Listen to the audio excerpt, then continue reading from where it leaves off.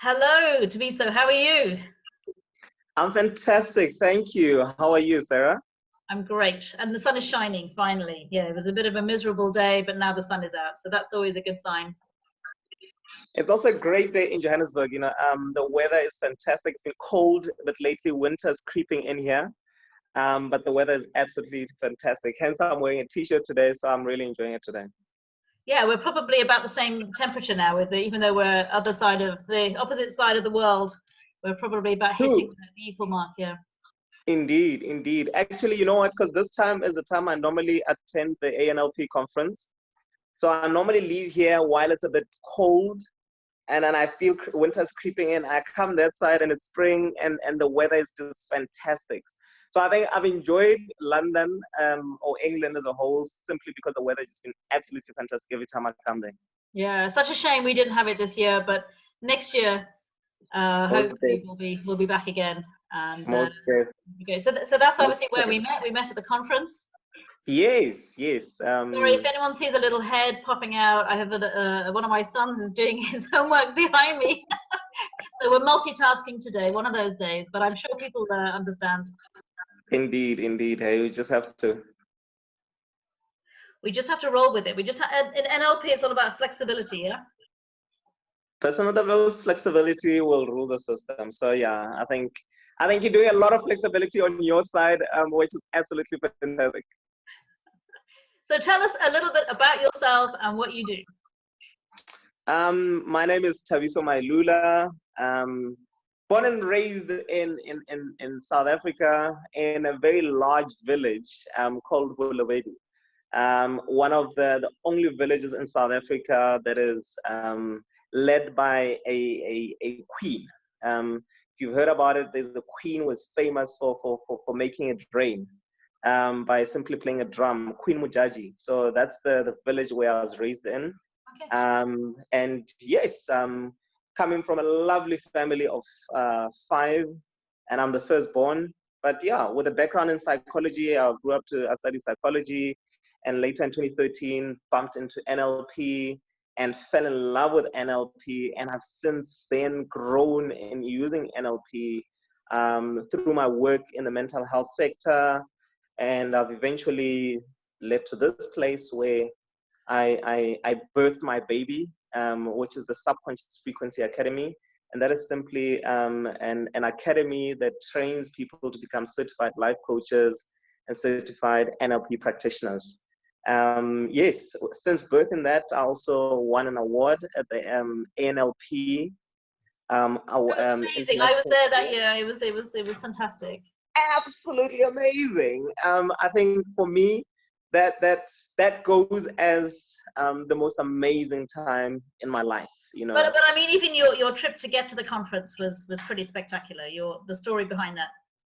Yeah, I mean, at first, I mean, firstly for my patients at the rehab center to have felt, what you've introduced us to NLP, them finding out about the awards and secretly working behind to just nominate me. I thought that was just amazing on its own. And then being nominated and finding that I can't even afford to go to London. What? But I thought, and I remember I'd even just given up on going, and one of my students called me and she's like, "So, are you excited about going to London?" I was like, maybe next time and that sort of thing. And she's like, "No, you have to go. The impact that you've had on my life and the work that you've done, I think you deserve to go there. In fact, I think you're probably going to win that prize." So I was like, "Yeah, but let's see how things work out." And eventually this lady was like, "Look, I'm pledging this for you to go there. That's how much I believe." I was like, "No, man, that's okay. You know how we are as people, we like to, and it's quite difficult for us to accept help from other people, especially if we are in the profession of helping people." Absolutely. So I thought when she said to me, "Thabiso, yeah, I'm not going to take a no for an answer." She pressed until I gave her my details. And immediately she deposited the money. I cried. Oh. I cried immediately, and I thought to myself, "Oh my goodness, here's someone who believes more in my dreams than I do." And I thought, "Oh my goodness, and then I decided to just ask for help. So literally, my trip to London was all simply because of my ex-students, my clients, who heard when I decided to just announce that, I need help to just go. And that was the first time I ever got out of South Africa. So Wow. for Oh, me, wow. it was just a spectacular occasion, and just, cherry on top. I don't even know if it's a cherry on top or the crown or whatever it is, was just, I think, winning the award, because I think, remember, I was nominated for using NLP in the healthcare sector, but I didn't win the award. And I was crushed, I was crushed because I felt, for me, I remember saying to people, I'm going to London to collect this award. I'm not going to London just to be there. I'm going to London to collect an award. And I think sometimes if you say certain things into the universe will conspire to actually just make it a reality. Only to find out that there's a surprise award, which for me, I thought was even better Yeah, they than that award. created an award especially for you. For me, and I think for me, that whole journey made me realize that, sometimes we do things and we don't think people are watching, but I realized that even when you don't think people are watching you, there's always somebody who's watching, somebody who might be willing to open a door for you, somebody who might be willing to give you an opportunity. And that for me was just, truly amazing to realize that people may be inspired by simple things that you're doing if you're just consistent and genuine and authentic. Absolutely. And I was No, just, you were definitely the star of the show that year, for sure. Everybody fell in love with you. Just your energy and your spirit is very infectious. thank you so much. I think for me, it felt like, for everything that I struggled with in my journey, I mean, the things that I struggled with, the times in my life where I felt like giving up on life, not on my journey, and all those things, that moment made it truly worth it. And because for me, I felt that was the first time in my life where I truly felt acknowledged. I felt I had to travel out of South Africa for me to finally just be acknowledged, for who I am, and simply because that was just for me, for who I am, not for the work that I've done. It was simply just for who I am. Yeah, but it was a And I reflection. think, It was a reflection of all you've achieved, and in a very, very short space of time from an NLP point of view. true, very true, very true. So I think my journey has just been, nothing but a blessing. And yeah, I'm grateful for everyone that has played a journey in my role to where I am now. And I'm sure all of that experience, and you've really had to call upon that probably in recent times as well. Indeed. I think, I believe state is everything in life, and the power of NLP goes back to why I called my company Subconscious Frequency, because I believe that the problems in our lives lie both in our conscious mind and in our unconscious mind. Those problems that we're aware of and the problems that we're not aware of. But how we resolve those things, the power lies in our subconscious mind. And that's where the change lies in. We can create change in issues that we're aware of. We can even create change in issues we're not aware of, simply by accessing by our subconscious mind. And for me, that memory on its own carries me through some of the challenges that I find in life, just reflecting on just that moment, because then I realize that I'm enough, I'm good enough, I'm better than good enough, and that, especially during these times, has just reminded me, even when I felt like, oh my goodness, this is quite challenging, I'm reminded that, dude, you're better than good enough. And so many people, they too are better than good enough, and they don't realize it. We have these limiting beliefs that we've adopted from wherever. We can't. It's not about blame. It's not about who made us feel this way or that way. But it's one of the most common things that I have definitely dealt with in my own practice. Is people believing that they're not good enough in some way, shape, or form, and having that hold them back really from their amazing spirit and their the journey really that they're destined to be on. True, very, very true. It's amazing how we allow what people say or do to define who we are. I think in my journey, I remember immediately when I resigned, because just to share a little bit about my journey. So what I did is, while I was working at the rehab center, I worked at a rehab center for people with mental health and addiction problems. And while I was working there, my job was basically to reintegrate them back into society so they can just live normal lives. So just equip them with social skills, coping skills, and holistically for them to be able to go and cope and sustain themselves outside.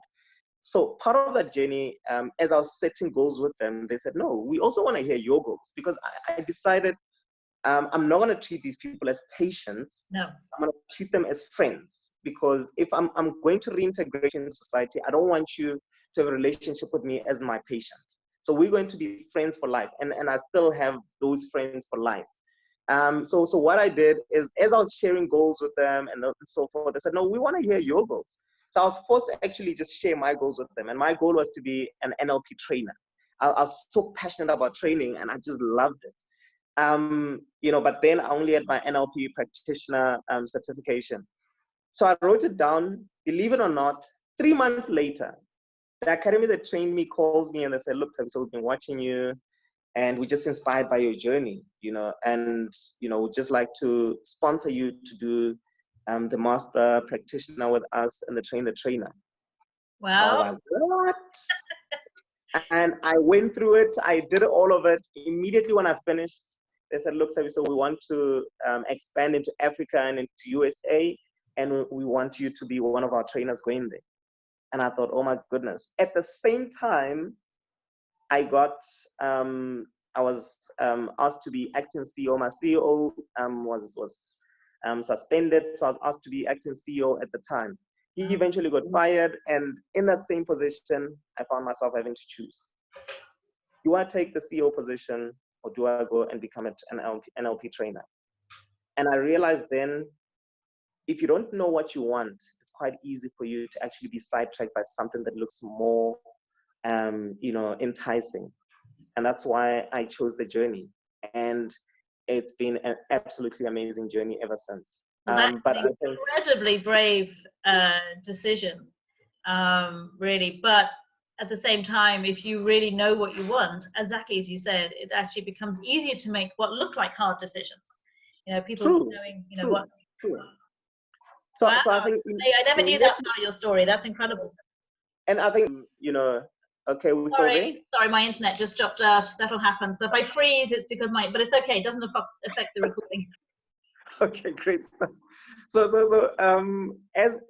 part of that, so I resigned, and the company I was supposed to join for training had some restructuring. They could not fill up their courses. Believe it, till this day, I've never trained one day for them. So I resigned, and I found myself as an entrepreneur with no work. And that's where I started. At that point, I felt suicidal. I felt like I'd failed, and I'd been helping people, who wanted to commit suicide to find value in them living. And at that point, I felt like maybe giving up was the best decision. And I remember I had to move up, because I was now going to lose my house, I was going to lose my car. And as I was about to move out of my house, I remember I had to paint it so I can rent it out. And as I was doing that, I remember painting, and then I was like, asking myself, I wonder what's the original color of this wall, and it got me thinking that similarly as people, we have our parents who paint us with a paintbrush of their beliefs. And we have our teachers, when we go to school, who paint us with a paintbrush of their beliefs. Our friends paint us with a paintbrush of their beliefs. And we grow older, we start dating, our partners paint us with a paintbrush of their beliefs. The different people that we look up to paint us with different paintbrushes of their beliefs, that we don't even know who we are. We now have all these beliefs that come from all these people, some of which limit us. And the question is, who are we? Who are we? Do you know who you are? And that got me to reflect on help, to start reflecting on me, and what are some of the beliefs that I've taken from the people that are not serving me, that are not helping me grow? Because I think who I am needs to come from, I think what helps me grow. Yes. If it's not helping me grow, then I think it's not part of me. Because I think as people, we were created to grow. Oh, absolutely. Well, if we're not growing, we're somehow dying. It's one or the other. we think we might be standing still, but we're either going one way or the other. So yeah, and it's all down to our choices at the end of the day. That's such a powerful thing. I have to say, that's really, really moved me. It's Thank you. Wow. Thank you. So obviously I've invited you onto the breathing space because I created this page to help people get through, probably for some people will be one of the toughest challenges of their lives is being in this current lockdown situation. I know that the government here is still trying to not call it lockdown, but everyone is calling it lockdown because for some people they are absolutely locked into their homes and you know, they haven't really left apart from food shopping. Or some people are locked into jobs that they hate, but now they have no way of getting out because this is what's paying the bills. And they may be working 2 or 3 times harder. You have frontline workers who are locked into maybe protocols and a lot of, you know, rules and things, and maybe, you know, they're trying to break out of that as well to really kind of, you know, express themselves as medical professionals. You know, we're locked into a lot of, you know, rules now in terms of how we have to behave, and some of them absolutely are essential for keeping people alive. But really, for me, it's about what are we locking ourselves, what are we doing inside of our brains that are locking ourselves in and keeping us prisoners, really, of our own minds. So I've invited people along who, like yourself, are really inspirational and have been working with people to really get your take on you know, how to help people and what people can be doing to, even if they are unable to do what they physically want to do, but mentally, how can they free themselves? Indeed. I think for many of us, you know, this lockdown, we've interpreted it as a mindset lockdown, and I think, you know, with my journey, realizing the power of our subconscious mind, the power of just using our imagination, the power of using our mind, simply creates possibility, creates freedom. You know, many of us are locked down simply because our mindset is locked down, or our minds are locked down. But a lockdown does not necessarily mean that your mind needs to be locked down. You know, you still can explore a few things, and I think that's what we're going to be unpacking today, based on Robert Dill's logical levels. You know, in terms of, you know, different areas of our lives for us to identify from the information that we receive from the world. You know, in fact, whether where the problem is coming from, or where we need to work or focus on for us to get to where we want to get to.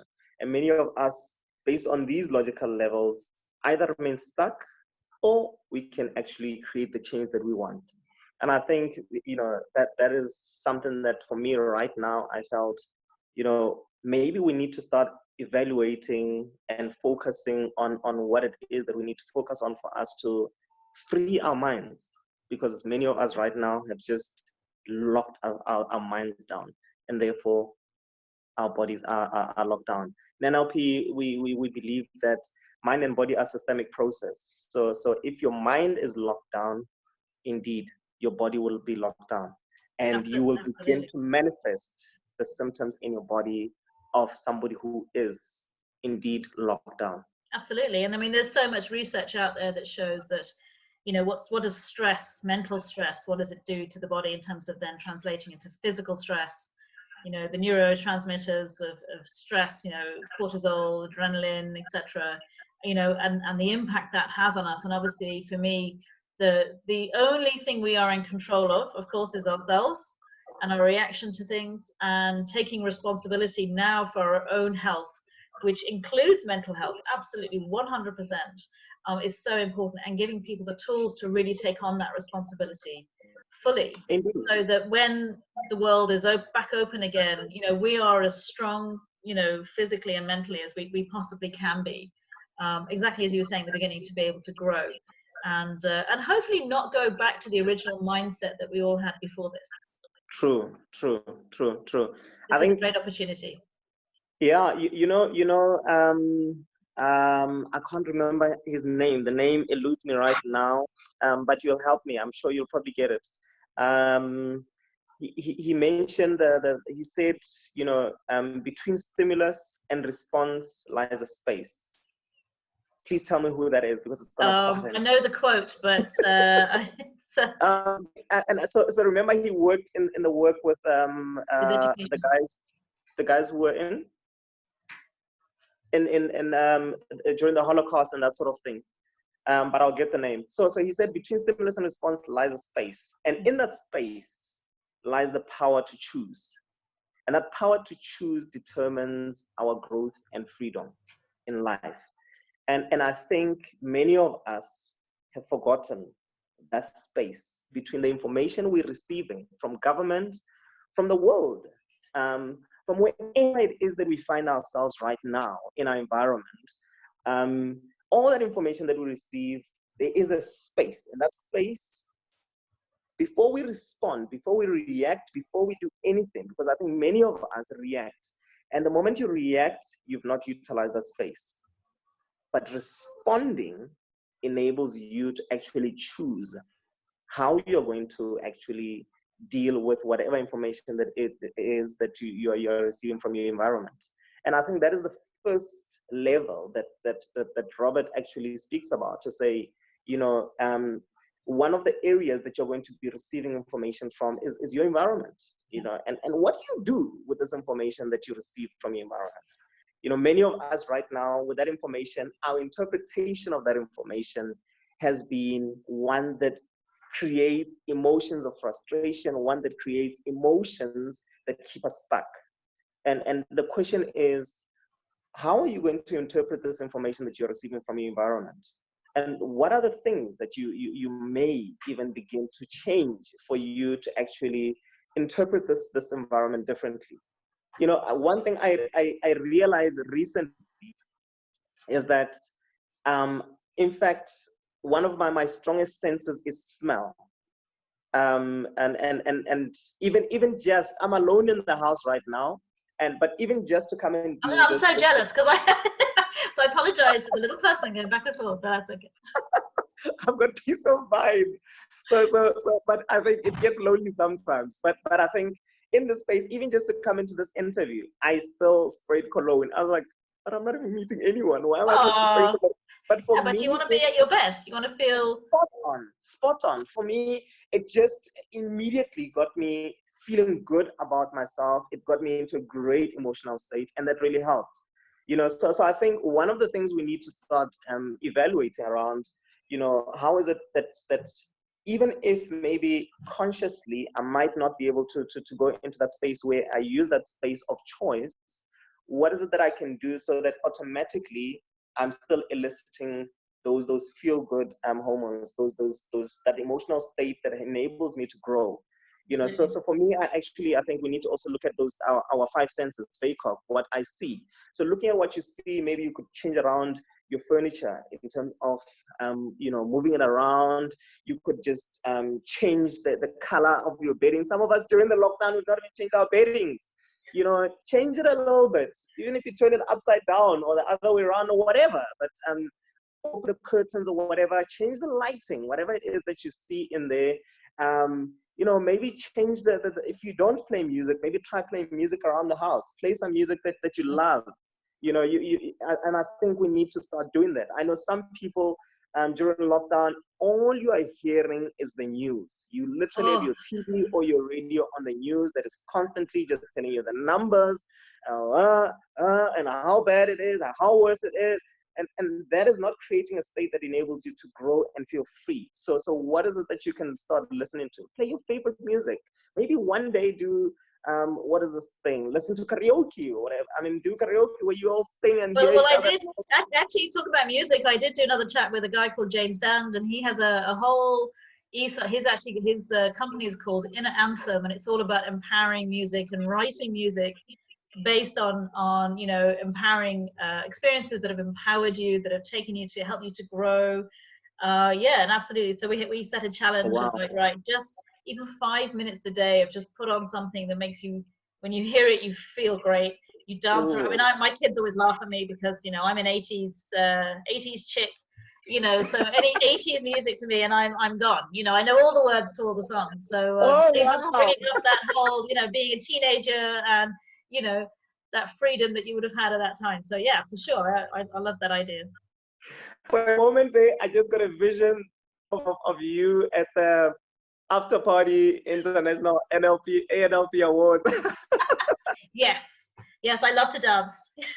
Not saying anything further. But That's anyway, okay. yeah. I don't think there were any cameras present at the time, so it's fine. You can just keep that in your head. It's okay. But it's But interesting yeah. about smells. Smells, I mean, we know from research as well that our olfactory sense, the sense of smell, is actually connected directly to our hearts.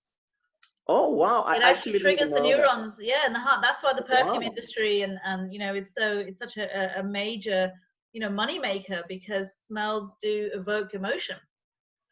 Wow, that's It's actually like quite if my amazing. mom's been to stay and she's been here for a few weeks and then she leaves, whenever I go into the guest bedroom, I can still smell her perfume, and it makes me miss her Wow. even more when I can smell her perfume. So yeah, it's amazing. Or you smell something and it takes you back to your grandmother's kitchen when you were a kid. Yes. It Oh, just evokes that. It's amazing. It's not happening, but it brings up these emotions. It's so powerful. it's I don't have a sweet tooth at all. But the other day I popped in to see my sister because she's got my niece who's about 4 or 5 months old. She's gonna kill me that I don't know how many months. But yeah, 4 or 5 months old, somewhere around there. So I usually just pop in just to go and see how they're doing. But when I got in, oh my goodness, there was a smell of, I don't know if it's cinnamon or whatever, but she was baking. And I was like, oh my goodness, this smell is just absolutely amazing. I don't know what it is, but I just feel like having some cake today. I don't like cake. That's so interesting, and maybe that explains why so many people. I mean, apart from the fact that they couldn't get into the shops, maybe to get everything they wanted, but they had a bit more time. I'm seeing so many people posting the things that they're baking at home now. They're making fresh bread, and they're making banana bread. Seems to be the biggest winner. I think it's because people keep buying bananas and they're not eating them, so they have to use them in some way. But it's just use them to bake. have to use them. We can't waste anything now. So yeah, it's really. But I wonder if that's a big part of it as well. Is it's actually it's not just the taste; it's the smell. It's that smell of home cooking Oh my goodness. and home baking. And there's nothing to stop us really from doing that.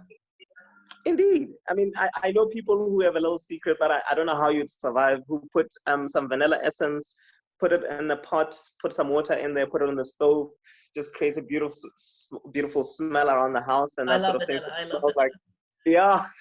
Yeah, but it's amazing, isn't it? And it's just, as you're saying, those sort of five senses of how we can use them to create that space, so that we're not. I mean, I made a big decision a couple of weeks ago. I said, right, I'm not watching the news every day.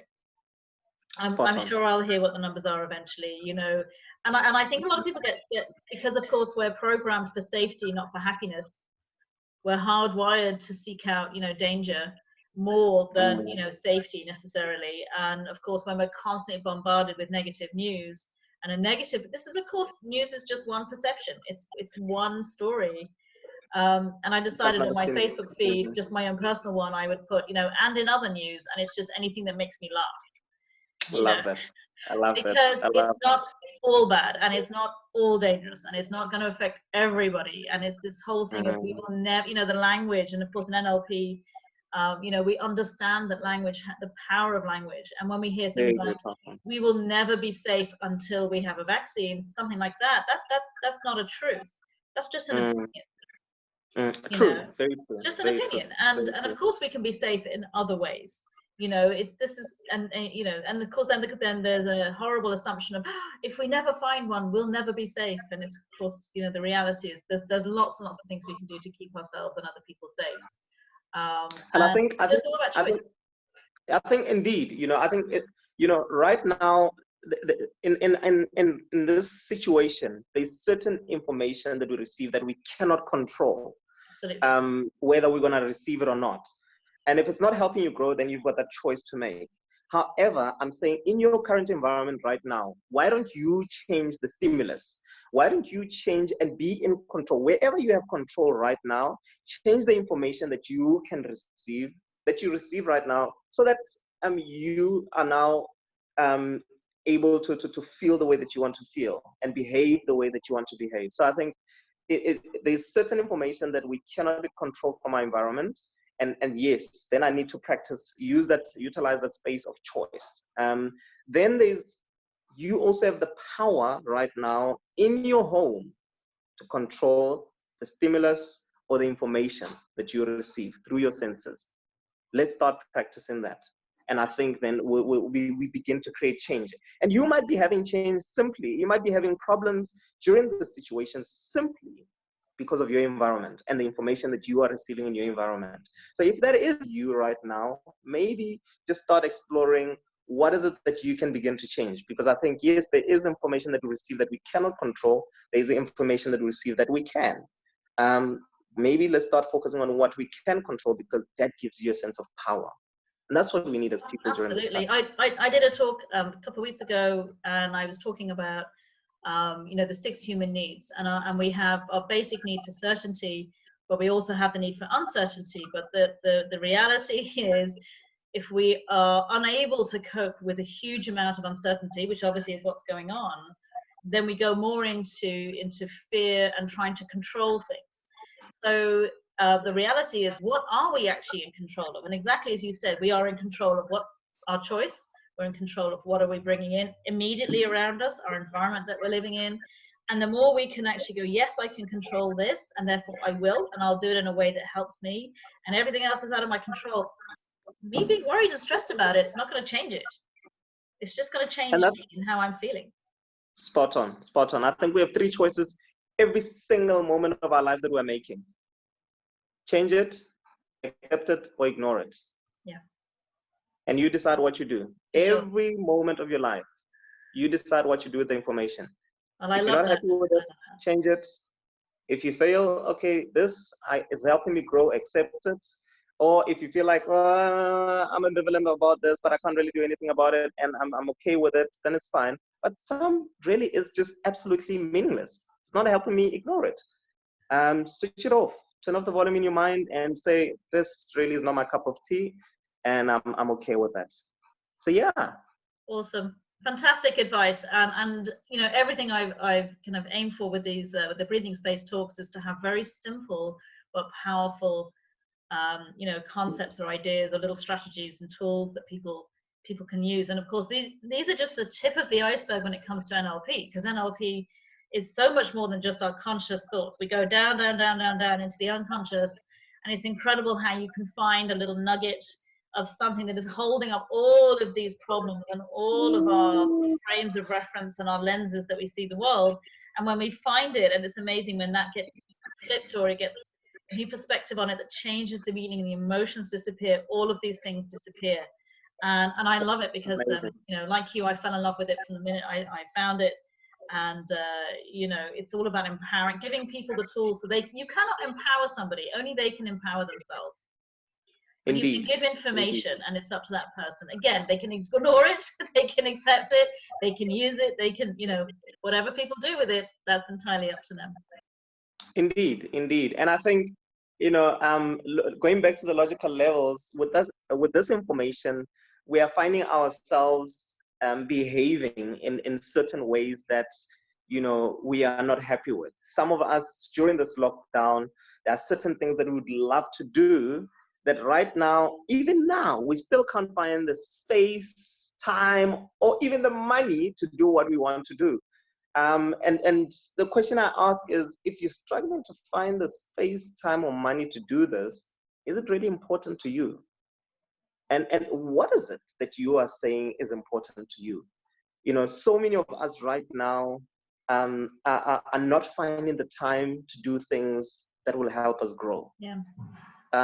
Simply because we are afraid. We're afraid of actually taking responsibility and accountability. Yeah. I always say this, there's always something or someone to blame for why you are not getting the results that you want in your life. But many of us are engaging in behaviors that we know. I know that it's not good for me. Yeah. I know that this is not helping me grow. I know that this behavior is going to get me into trouble. I know that this behavior is going to keep me stuck. However, even though I know that, I continue to do it. I heard I did a lot of crazy stuff over the last few years in terms of some really out there trainings that would really take me beyond my comfort zone big time. And a couple of things, just as you were talking then, really came to mind. One is, how you do anything is how you do everything. Wuchisha. Love it. Yeah? I love it. I love it. So, I just said Wuchisha there. In my language, Wuchisha just means ask.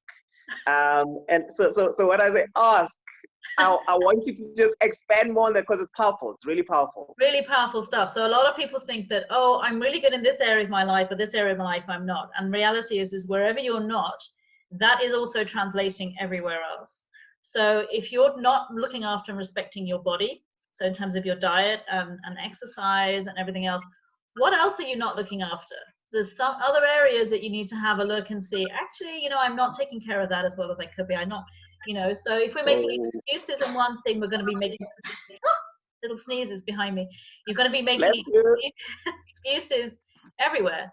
And I remember one of the trainers putting up on the flip chart, she was saying, you know, these are the 3 most dangerous words when you attend anything and you start learning something new. Oh my goodness. The words are, I know that. So dangerous. So someone might be listening to this and go, yeah, I know that. Yeah, I know that. Ooh. Ooh. But the danger is and the reality is, if you know it but you don't do it, you don't know it. True. I like that. I need to make a note of it. It's okay, it's recorded. You can watch this later. So the reality is, it's not I know that, it's I've heard that before. Okay, so I've heard that before. Okay, now what does it mean to me? Because every time if you keep hearing the same thing and you're still not doing, you don't know. You've heard it at one level, and sometimes we have to hear something 10, 20, maybe even 100 times, and eventually there'll be a perfect storm. We'll be in the right place. And the penny will drop, and suddenly it's like, okay, and then we do, and when we do, we really know. So whenever I hear myself going, yeah, I know that, it's like, okay, I haven't really taken it on board at a deep level. And it's something for me to look at, because all of us are growing, you know, just because we're a trainer, so what? We're still human beings, we're still growing. But it is that thing of how you do one thing, how you do anything is how you do everything. You know, it's not about compartmentalizing. We have to recognize we have the same patterns actually running the show. And when we become aware of the pattern, that's the power. We can then go, right, this is a pattern. I'm responsible for my patterns, nobody else. Take on board that responsibility and go, okay, what do I need to change at a deep level that can change that, finish that pattern, be done with it, we're finished, and then we can actually grow and we can get to the next level instead of blaming, complaining, or justifying. True. I think you're absolutely profound right there. You know, we don't know what we don't know. We don't know what we don't know. And somebody might be sitting there thinking, no. Yes, I see that behavior there, but I'm not doing it here. But the thing is, there are behaviors that you're engaging in right now that you are not even aware that you're engaging. It's a strategy. Yes, you're conscious of it. You're aware of it there, but you're not aware of it in other areas. And until you start looking at, and that's why NLP is so powerful, you start looking at other things that you're doing in your unconscious mind, and the moment you start going that deep, oh my goodness, then you start becoming aware. Yeah. I always feel like every time I learn something new, it's like my lenses get clearer.